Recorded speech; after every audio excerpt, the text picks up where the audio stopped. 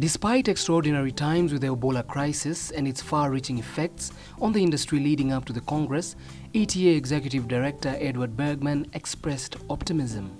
Well, Ebola is a major challenge for the tourism industry in Africa, mainly as a result of the perception. Ebola has resulted in the perception of Africa being quite creating many challenges for perception issues. So when we started promoting this Congress to Uganda, it could have been anywhere in Africa. We would have had the same challenges. There's unfortunately a stigma that has been linked to Ebola, that Africa is not a safe place to travel to, and this is what we're working very hard to change.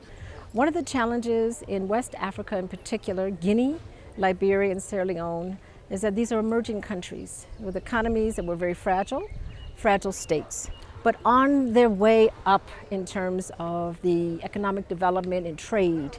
Unfortunately, as we moved into the 2030 vision for the country, we've just come out of the poverty reduction strategy.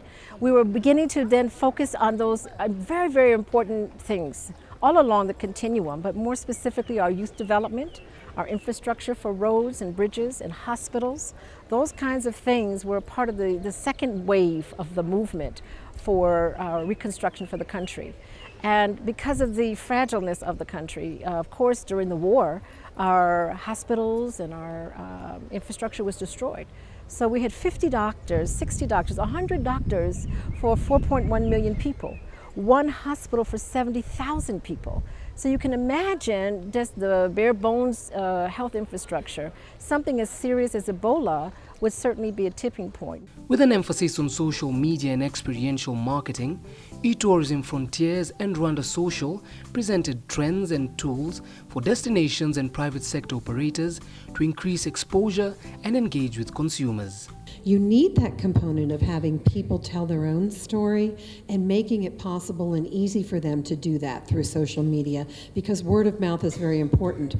But a credible journalist's story can have a huge impact on how your destination is received and thought of. If you're a nation that's very peaceful and tranquil and doesn't have a long history of turmoil or some other negative news story, people don't know about you at all as a country. And while that's really great for the country from a marketing standpoint, you're starting from a standpoint of complete ignorance. And so one of the things that you have to do to counter that is to have a very balanced plan of attack and approach to penetrate your market. And partnerships is extremely important.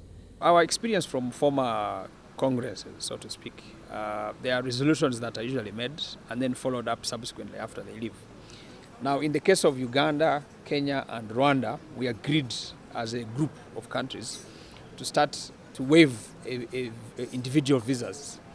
And now we have one visa that accesses a tourist or a visitor into the three countries for 90 days. Multiple entry, and it's only $100 and can be accessed in any embassy of any one of those countries or at the point of entry, but can give access to a visitor to all three. Now that has been something that's been shared for a long time, but now has come to fruition. Now we are even saying you need a national ID to travel to the three countries. Now what's very interesting is that in this very Congress, the group from SADC, because they've seen the success that we have had in ESC, they've asked us to talk. And I think in the coming years, you'll actually see a visa, pretty much like the Schengen visa, that is going to go around the Southern African countries, pretty much in what you call the COMESA trade zone. We work very closely with Africans in the diaspora, particularly in North America, African immigrants who have come to the United States and have settled and have done very well economically, and encouraging them to go home and invest. But not only go home to the countries that they've come from, but go home to Africa. And we try to help the African diasporans learn about Africa through tourism, and that's something that we do. We also realize that tourism is an export industry, but out of all the export industries in Africa, the barriers to enter tourism are relatively low. Therefore, for entrepreneurs, for people that want to start out, people that want to invest, tourism is a great place to start. Announced by Honorable Phyllis Kandi, Kenya Cabinet Secretary for East African Affairs, Commerce and Tourism, the Africa Travel Association's 40th Annual World Congress will take place in Nairobi, Kenya in the fall of 2015.